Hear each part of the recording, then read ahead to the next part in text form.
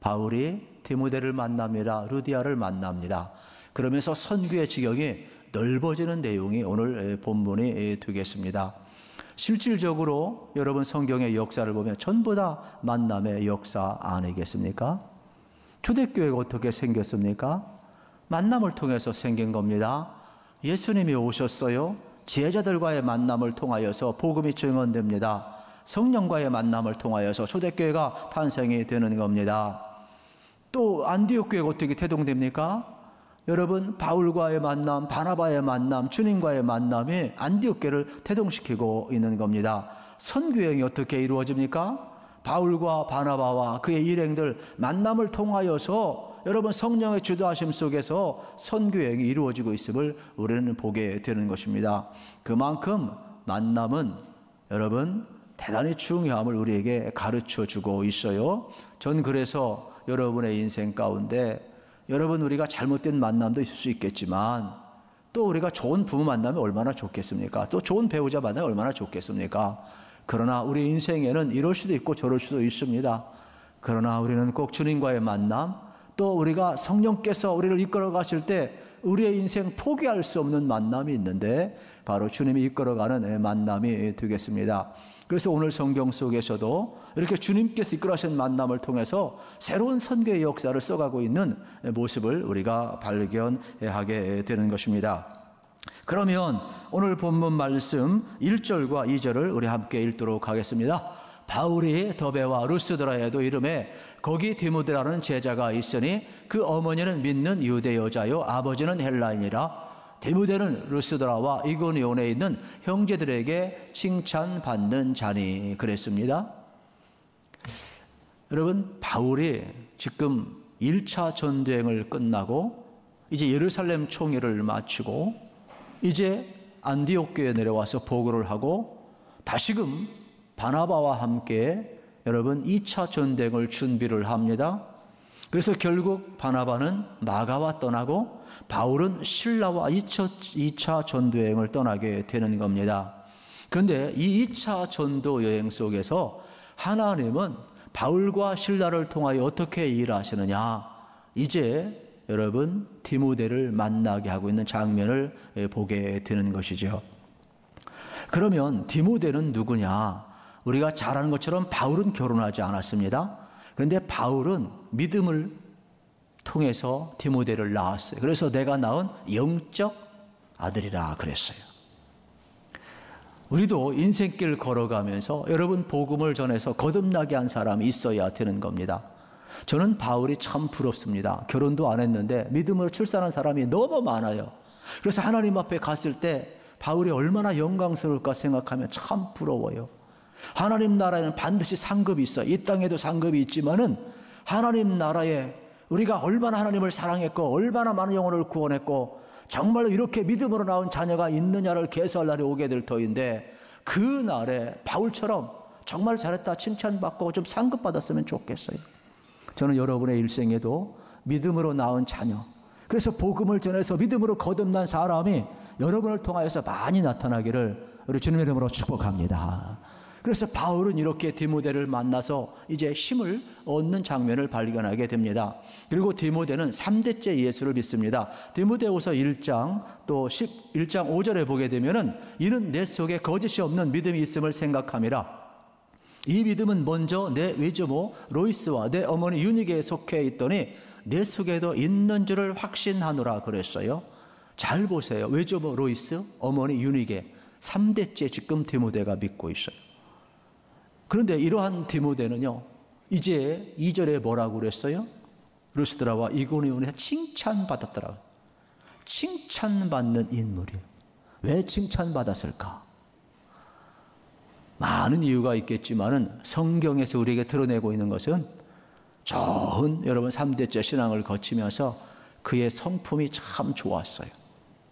그래서 연약한 사람들을 세워가는 일에 또 목양을 하는 일에 그저 바울이 마음 놓고 맡겨도 될 정도로, 그래서 좋은 성품으로 칭찬받는 사람이었어요. 저는 여러분들이 기왕에 예수 믿었으니까 칭찬 많이 받기를 축복합니다. 여기에도 젊은이들이 많이 있는데 어떤 배우자를 만나길 원하느냐? 저는 옛날에는 첫째는 그냥 믿음 좋은 사람, 그리고 두 번째 성품 좋은 사람, 이렇게 쭉쭉 얘기했어요. 능력 있는 사람, 또 필이 있는 사람, 이런 거 쭉 얘기해 줬는데 지금 저한테 오면 제가 그렇게 얘기를 안 해요. 목사이지만은 성품 좋은 사람 만나라고 이야기를 해요. 그리고 믿음이 있어야 된다고 이야기를 해요. 여러분, 우리 인생길 걸어가면서 정말로 디모데처럼은요, 좋은 성품을 가질 필요가 있어요. 왜 우리가 예수 믿으면서 고난당한 줄 아십니까? 왜 예수 믿는데 고통을 우리가 당해야 합니까? 그거는요, 우리 주님 닮아가기 위해서 그래요. 우리의 쓴뿌리를 다 뽑아버리고 우리 성령의 불로 녹이셔서 하나님이 쓰시기에 편리한 성품으로 바꾸어가는 거예요. 저는 여러분들이 고난 가운데 있다면 그 고난을 통해서 하나님을 만나기를 축복합니다. 그리고 모난 분이 다듬어져서 정말 주님 쓰시기에 편리한 종으로 거듭나기를 축복합니다.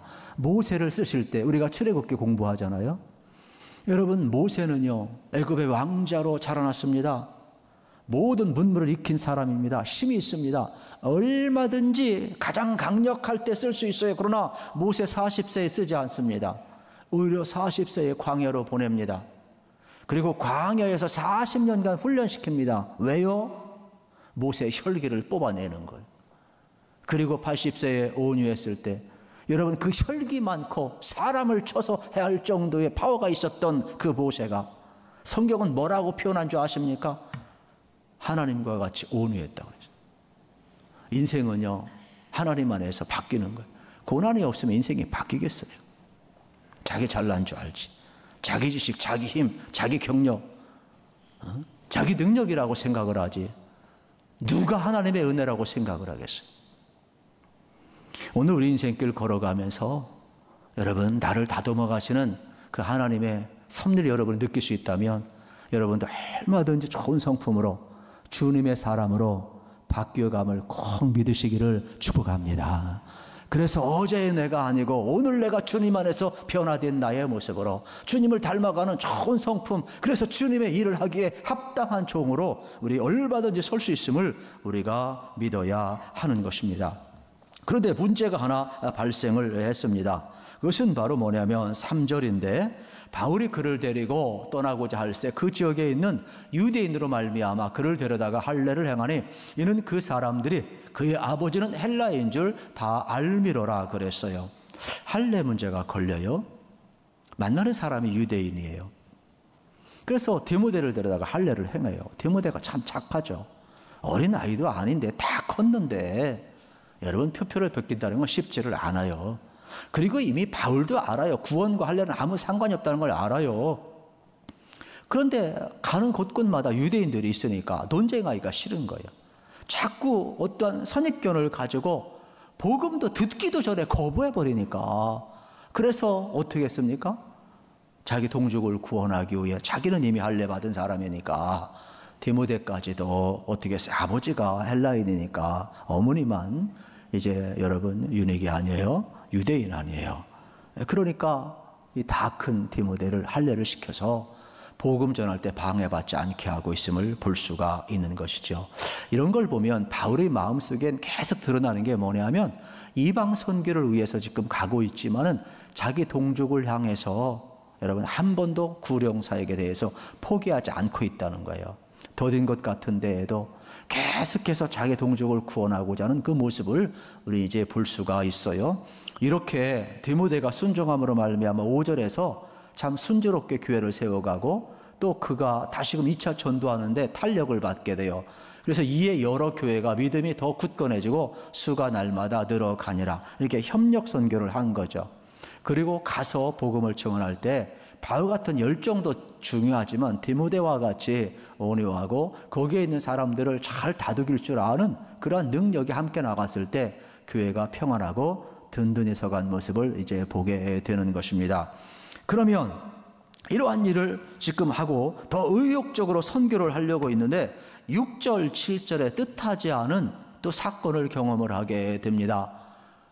성령이 아시아에서 말씀을 전하지 못하게 하시거늘 그들이 부르기아와 갈라디아 땅으로 다녀가 무시아 앞에 이르러 비두니아로 가고자 했으되 예수의 영이 허락하지 아니하시느니라.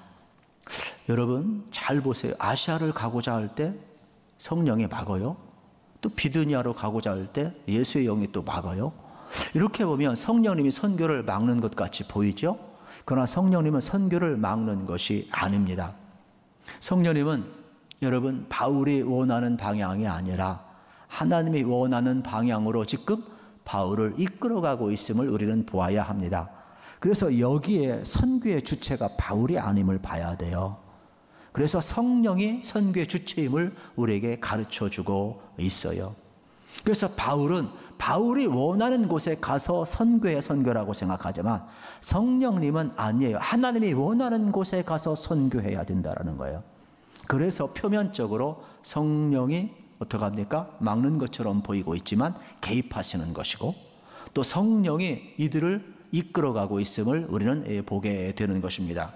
우리 인생길을 걸어가면서도 여러분 마찬가지가 되겠습니다. 바울처럼 내가 기도하고 결정했어도 성령님이 타치하신다면 내려놓고 순종하는 자세를 배워야 하는 것입니다. 그래서 바울은 이때 환상을 보잖아요.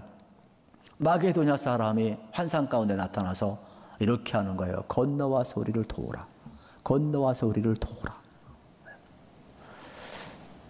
여러분 우리는 이렇게 자리에 앉아 있다가도 자 자리에 질서 마치겠어요. 옆으로 옮기세요. 그것도 싫어하는데 자리 옮기라고 해도 싫잖아요. 참 이게 사람의 본성이라는 게 무서운 겁니다. 그런데 여러분 유럽으로 건너와서 우리를 도우라는 거예요. 바울이 어떻게 합니까? 순종해요. 그래서 그는 자기 계획을 내려놓고 마게도니아 첫석 빌립보로 들어가는 장면을 우리는 볼 수가 있습니다. 바울은 지금 성령의 인도를 받고 있는 거예요. 그러면 우리에게서도 가장 중요한 것은 뭐냐? 성령의 인도를 받는데 이걸 오늘날 표현하면 말씀의 인도를 받는다 이렇게 표현을 하는 거예요.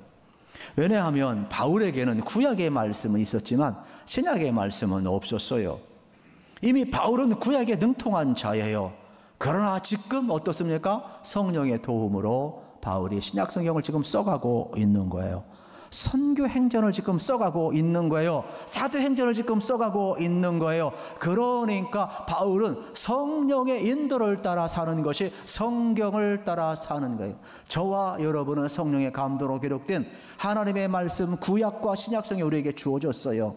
그러니까 오늘 성령의 인도를 받는다라는 것은 하나님의 영의 인도를 받는 것이기도 하지만은 성경을 따라 산다는 말이에요. 그래서 성경 말씀은 뭐냐? 우리 인생의 여러분 내비게이션과 같다라고 표현을 하는 말씀이 되겠습니다. 오늘 우리가 어디 목적지를 갈 때 그냥 가지 않지요. 반드시 목적지를 점검하고 가게 되는 것입니다. 우리 인간의 위대한 점은 뭔 줄 아세요? 하나님을 아는 거예요. 하나님을 만나는 거예요. 그리고 하나님을 예배할 수 있는 거예요. 이것이 동물과 다른 모든 피조물과의 차이점이에요. 그래서 인간의 위대함은 다른 데 있지를 않아요. 하나님의 형상대로 지음받은 인간이 예수 그리스도의 은혜를 통해 예수님을 만남을 통하여서 우리가 그분 앞에 설 수 있고 여러분 하나님을 예배하면서 하나님께 주신 그 사명 우리 잘 감당하다 아버지 앞에 갈 수 있는 것 이것이 우리 인생의 최고의 로드맵이고 축복이거든요. 그러면 이 인생길 우리가 걸어가야 하는데 오늘 우리는 누구의 인도를 받고 있냐는 거예요. 신앙의 여정, 여러분 우리는 무엇을 지금 인도받고 있는가를 생각해 보아야 하는 것입니다. 그래서 우리는 철저하게 하나님께서 기뻐하시는 여러분 그 길을 우리가 하나님의 말씀을 따라 살아갈 필요가 있습니다. 젠센 프랭클이라는 사람은 인생을 여러분 결정하는 특별히 영적 분별력이라는 책을 썼습니다.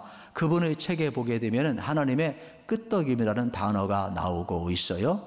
이것은 뭐냐면 모든 사람에게는 여러분 영적 분별력이 주어졌다라는 거예요. 그래서 영적으로 깨어있는 사람은 하나님의 임재를 느낄 수가 있고 하나님의 음성을 들을 수가 있어서 하나님이 기뻐하는 뜻은 하나님께서 끄덕이신다라는 거예요. 그런데 하나님의 뜻이 아니고 하나님이 기뻐하지 않는 일은 하나님이 끄덕이지 않는다는 거예요. 누가 복 받느냐? 영적 분별력을 가지고 하나님의 끄덕임을 따라가는 사람. 여러분 우리 인생길 걸어가면서 마찬가지가 되겠지요. 저는 여러분들이 정말로 바울이 늘 깨어 있었기 때문에 여러분 영적으로 이렇게 성령의 여러분 인도하심을 따라갈 수가 있었잖아요. 오늘 우리도 마찬가지가 되겠습니다. 우리의 역할은 하나님을 인정하는 것이고 하나님의 역할은 여러분 우리 길을 지도하시는 것임을 우리는 깨달아 알아야 되겠습니다. 그러므로 여러분이 무엇을 결정하든지 간에 항상 하나님 앞에서 여러분 하나님의 인정, 하나님의 끄덕임을 기다릴 줄 알아야 될 것입니다. 그래서 이 책에서는 하나님의 끄덕임을 받는 사람, 하나님의 인도를 받는 사람은 하나님의 뜻이기 때문에 모든 것을 하나님이 공급하신다라고 이야기하고 있습니다. 우리도 마찬가지가 되겠습니다. 때때로 성령님께서는 여러분 복음 사역자와 전혀 다른 곳으로 우리 인도할 수 있을 것입니다. 그러나 바울도 순종했던 것처럼 여러분 2번씩이나 길을 막혔지만은 좌절하지 않았어요. 실패를 실패로 여기지 아니하고 성령의 역사 앞에 그가 순종했을 때에 놀라운 일을 경험하게 되는 것입니다. 오늘 우리도 마찬가지가 되겠습니다. 하나님의 인도를 받아야 되는데 여러분 하나님의 인도를 받지 아니하면 어떻게 될까요? 고생합니다. 여러분 하늘길도 벗어나면 여러분 사고 납니다. 뭐 땅 여러분 아니에요. 바다 아니에요. 다 길이 있거든요. 땅에도 길 있고 바다에도 길 있고 하늘에도 길이 있어요. 우리 인생도요. 가야 될 길이 있는 거예요. 가지 말아야 될 길이 있는 거예요. 그러면 우리는 다 몰라요. 그래서 가장 여러분 내 인생을 가장 잘하시고 가장 복되고 나를 통해 영광받기 원하시는 그 하나님의 섭리를 믿는다면 우리는 늘 깨어있고 하나님의 말씀에 인도를 받아야 하는 것입니다. 그래서 이사야서 55장 8절 9절 말씀에 보면 하나님은 이렇게 말씀을 하셔요. 같이 읽읍시다. 이는 내 생각이 너희 생각과 다르며 내 길은 너희 길과 다름이니라. 여호와의 말씀이니라. 이는 하늘이 땅보다 높음같이 내 길은 너희 길보다 높으며 내 생각은 너희 생각보다 높음이니라. 아멘. 여러분 그렇습니다. 하나님은요 우리 생각보다 더 높아요. 하나님은요 여러분 오늘 지금 바울의 일행 방향을 꺾으시면서 다시금 그의 갈 바를 보여주고 이끌어가고 있음을 발견하게 되는 것입니다. 그래서 9절 10절에서 바울이 환상 가운데 이렇게 보고 있잖아요. 밤에 환상이 바울에게 보이니 마게도냐 사람 하나가 서서 그에게 청하이르되 마게도냐로 건너와서 우리를 도우라 하거늘 바울이 그 환상을 보았을 때 우리가 곧 마게도냐로 떠나기를 힘쓰니 이는 하나님이 저 사람들에게 복음을 전하라고 우리를 부르신 줄로 인정하밀러라. 이 환상을 그냥 하나의 꿈으로 여기지 아니하고 하나님이 이끌어감을 받아들인 거예요. 복음 전하라고 받아들인 거예요. 그래서 마게도냐 여러분 첫성 바로 필리포로 향하여 가고 있음을 발견하게 되는 것입니다. 그렇습니다. 바울의 훌륭한 점은 하나님께서 타치하실 때 즉각 순종하고 있다는 사실입니다. 오늘 우리의 믿음도 이랬으면 참 좋겠어요. 내 뜻대로 하려고 하다가도 하나님이 막으신다면 우리가 내려놓고 순종하시면 참 좋겠어요. 또 성령님이 나를 이끌어 가신다면 내가 어떠한 손해를 본다 할지라도 기꺼이 순종하며 나아갈 때 하나님은요 우리의 삶을 어떻게 다 예비하시고 이끌어 가심을 우리에게 보여주고 있는 겁니다. 그래서 바울이 이제 결국은 어떻게 됩니까? 이제 드로아를 출발해서 빌립보에 이르게 됩니다. 빌립보는 여러분 알렉산더 대왕 아버지 빌립 2세가 여러분 그 이름을 따서 지은 도시가 되겠지요. 그리고 여기는 마게도냐 첫성이고 또 로마의 식민지라고 그랬어요. 여기는 로마 수비대가 있었어요. 여기는 로마 시민권을 주었어요. 세금 혜택을 주었어요. 그래서 퇴역한 군인들이 있었고 아주 살기 좋은 곳이었기 때문에 많은 사람들이 몰려오는 그러한 특수지역이 되겠습니다. 그런데 이곳에 수많은 사람들이 있었기 때문에 하나님께서는 이 수많은 영혼들을 구원하기 위해 바울을 이끌어가고 있음을 발견하게 됩니다. 그리고 여기에서 누구를 준비하느냐? 루디아라는 여자를 준비하게 되는 거예요. 그 당시 여기에는 회당이 없었어요. 결국은 강가로 나가게 되었거든요. 강가에 나가서 하나님 앞에 기도하고 또 만나는 사람들에게 복음을 전하기 위해서 강가로 가는데 보통 유대인들은 10명 이상 되어야 회당을 지어요. 그러면 이 빌립보에는 10명 이하의 유대인만 있는 것이지요. 회당이 없었으니까. 근데 거기에서 하나님은요 바울이 기도하고 또 바울이 말씀을 전할 때 누가 그 강가에 나와 있으냐? 루디아라는 여자가 나와 있었어요. 그리고 바울의 말을 듣게 됩니다. 그리고 그의 마음이 활짝 열리게 됩니다. 이 사람은 두아디라 사람인데 이 사람은 염색 공업을 하는 사람이에요. 그래 돈이 많고 부유한 어떤 상업을 하는 그러한 여성이 되겠습니다. 그래서 이 자주색 염색하는 그 업을 하고 있었는데 거기에 해피르면 바울의 말을 이 루디아가 지금 듣고 있는 것이죠. 그리고 성경은 뭐라고 이야기하느냐? 14절에서 이렇게 이야기합니다. 하나님을 섬기는 루디아라는 한 여자가 말을 듣고 있을 때 주께서 그 마음을 열어 바울의 말을 따르게 하신지라. 주께서 마음을 열어주었대요.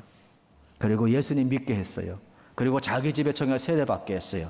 그리고 바울한테 뭐라고 이야기합니까? 나를 예수 믿는 사람으로 알면 내 집에 청하여서 들어와서 유하시고 이곳에서 하나님의 역사를 일으키라고 자기 집을 교회로 내어놓아요. 그래서 빌립보 교회가 루디아 집에서부터 시작이 되는 거예요. 그리고 나중에 바울이 로마에서 편지를 썼잖아요. 그게 빌립보 서신이 되겠어요. 그렇다면 하나님은 유럽의 복음화를 위해서 이제 선교의 지도가 완전히 바뀐 거죠. 바울이 꿈꿨던 그러한 지도는 저 터키 소아시아 지역으로부터 아시아로 오는 계획이었어요. 그런데 하나님께서는 어떻게 했습니까? 우린 다 이해할 수 없지요. 선교의 지도를 완전히 바꾸어 놓았으니까. 그래서 이 빌립보 교회가 결국 세워지게 되고 유럽 선교의 문이 활짝 열림을 발견하게 되는 겁니다. 많은 분들이 그때 터키를 통해서 이 아시아 쪽으로 계속 복음이 왔으면 얼마나 좋았을까 그러한 생각도 많이 합니다만은 또 하나님의 뜻은 더 큰 섭리가 있으니까 우리가 또 받아들일 수밖에 없지요. 네, 그렇습니다. 우리는 기억을 해야만 합니다. 여러분, 이렇게 땅끝까지 이르러 복음을 전하고자 하는 디딤돌로서 계속해서 성령님은 이끌어가고 있고 루디아를 사용하고 있고 빌립보 교회를 디딤돌로 사용하고 있는 내용을 보게 되는 것입니다. 하나님의 내비게이션은 오차가 없습니다. 하늘길에도 항공법에도 여러분 전부 다 오차가 있지요. 아무리 자동장치라 할지라도 여러분 요즘 아무리 4차 산업, 5차 산업, 자동주행 별 다 AI 다 이야기한다 할지라도 거기에 다 문제가 있잖아요. 하나님의 말씀은 정황부호예요. 그래서 우리는 하나님의 말씀을 붙들고 살 필요가 있습니다. 철저히 여러분 하나님은요 말씀을 통해서도 하시고 오늘 본문처럼 환상을 통해서도 말씀을 하시고 또 더 나아가서 여러분 직접 음성도 들려주셔요. 심지어는 급하시면 여러분 낙의 입을 열어서라도요 하나님이 말씀을 하시는 분이셔요. 또 주변의 환경을 통해서도 얼마든지 하나님은 지금 말씀하고 있어요. 하나님은 또 메시지를 통해서도 지금 말씀하고 계심을 기억을 해야 합니다. 그래서 오늘 우리는 늘 깨어 있으셔서 어떻게 해서 바울처럼 성령이 아시아에 선교하는 거 맞고 유럽으로 이끌어갔을 때 순종했던 것처럼 늘 하나님의 음성에 우리가 민감할 필요가 있습니다. 오늘 여러분 깨어 있으셔서 성령의 인도하심에 따라 순종하시고 하나님의 말씀의 정확한 내비게이션을 따라서 여러분 인생길 꼭 걸어가시고 하나님이 쓰시는 존귀한 삶 꼭 살아가시기를 축복합니다.